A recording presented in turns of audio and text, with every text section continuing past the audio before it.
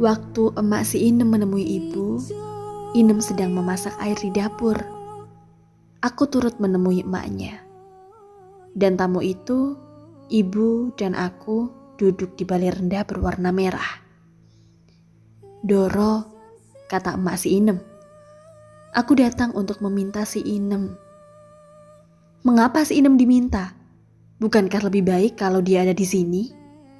Engkau tak perlu mengongkosi dan dia di sini bisa belajar masak." "Tapi Doro, habis panen ini aku bermaksud menikahkan dia." "Hah?" seru ibu kaget. "Dinikahkan?"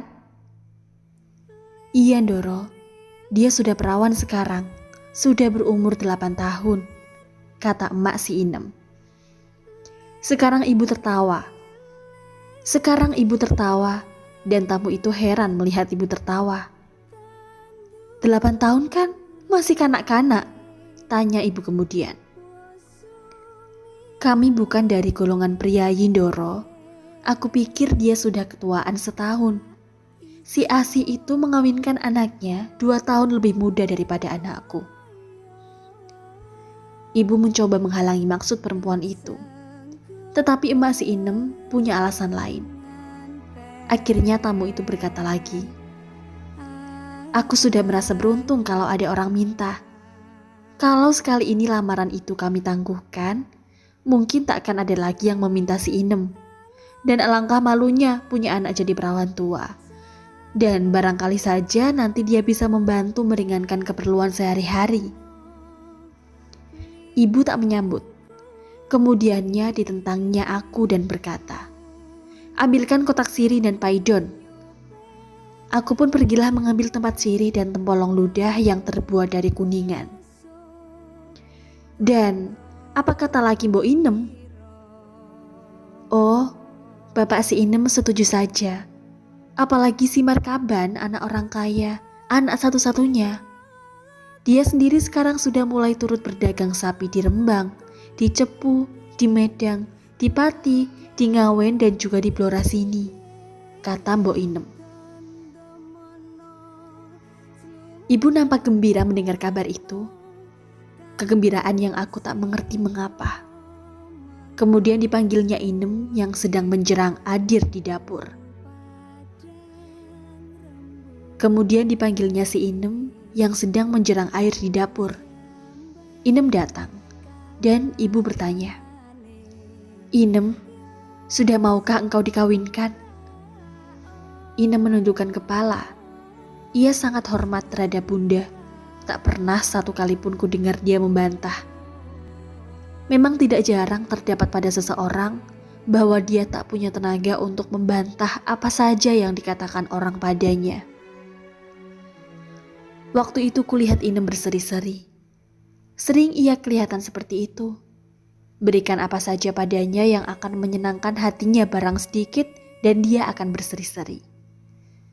Tapi ia tak biasa mengucapkan terima kasih. Dalam pergaulan keluarga-keluarga orang sederhana di kampung kami, kata terima kasih masih asing. Hanya Sri yang memancar di paras jua ucapan itu mendapat jalan.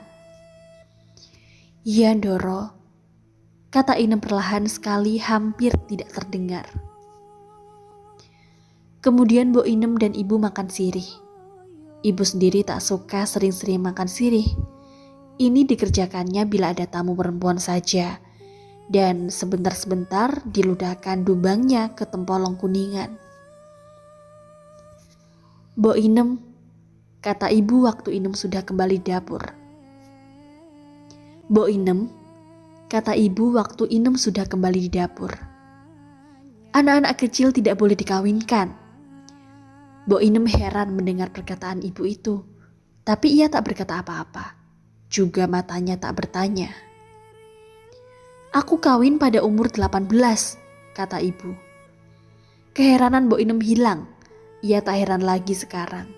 Tapi ia tetap tak berkata apa-apa.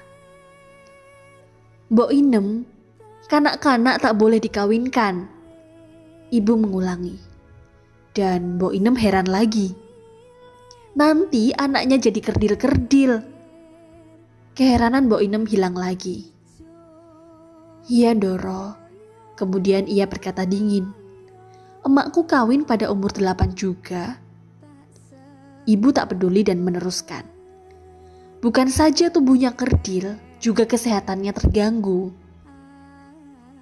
"Iya, Ndoro, tapi keluarga kami tergolong keluarga yang berumur panjang. Emak masih hidup sampai sekarang, sekalipun umurnya sudah lebih dari 59 tahun. Dan nenek pun masih hidup. Kukira umurnya ada 74, masih gagah dan masih kuat menumbuk jagung." Ibu tak juga mau peduli, meneruskan, "Apalagi kalau lakinya kanak-kanak juga."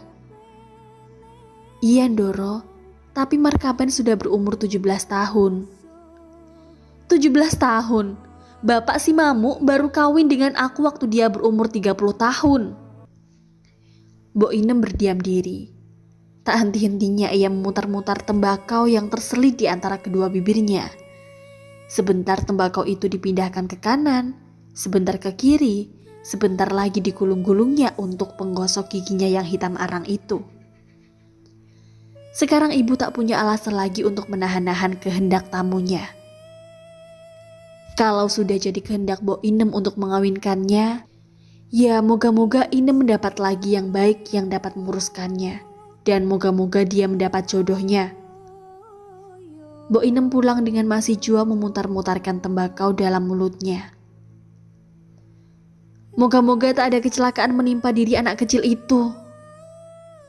"Mengapa ada kecelakaan menimpanya?" tanyaku. "Tidak, Mu, tidak apa-apa." Kemudian Bunda merubah arah percakapan. "Kalau keadaan keluarga mereka jadi baik, nanti tak akan ada ayam kita yang hilang."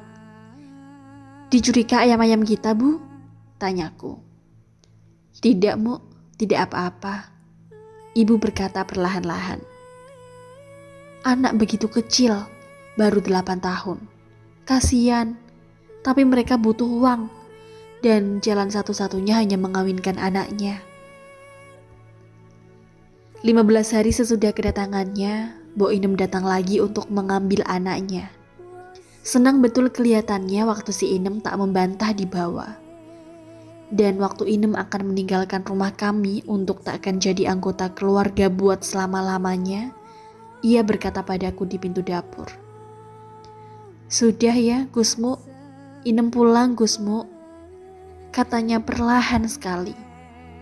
Ia selalu bicara pelan, dan kepelanan adalah salah satu dari adat untuk bergaulan di kota kecil kami buat menyopankan diri. Ia pergi dengan keriangan kanak-kanak yang akan menerima baju baru.